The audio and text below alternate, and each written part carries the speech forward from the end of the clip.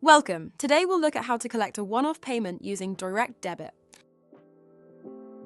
This is great if you're looking to charge your customer for a one-off product or service that sits outside of a subscription or recurring payment plan.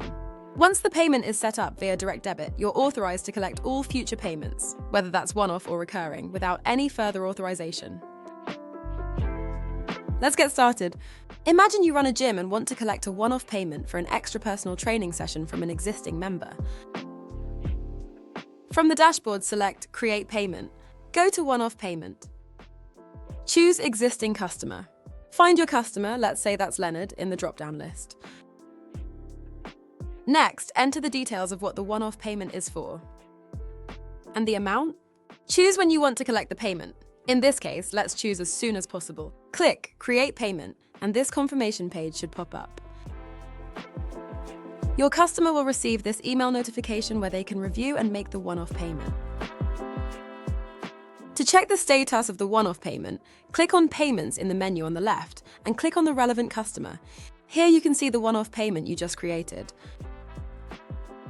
You can also check by clicking on Customers in the menu on the left. Again, let's click on Leonard. Find the payment to check the status. This time, let's imagine you want to collect a one-off payment for a gym membership joining fee from a new member. From the dashboard, click Create Payment. Choose One-Off Payment. This time, choose New Customers. Now add all the details, including the amount. Make sure Direct Debit is toggled on. This means that once you've set your customer up with Direct Debit, you can take any future subscription or one-off payments from them, hassle-free. Click Create Payment.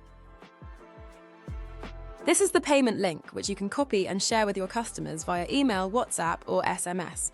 You can also download a QR code that your customer can scan to pay. To double-check the payment link is working, copy and paste it into your browser. This is the checkout page your customer will need to fill in.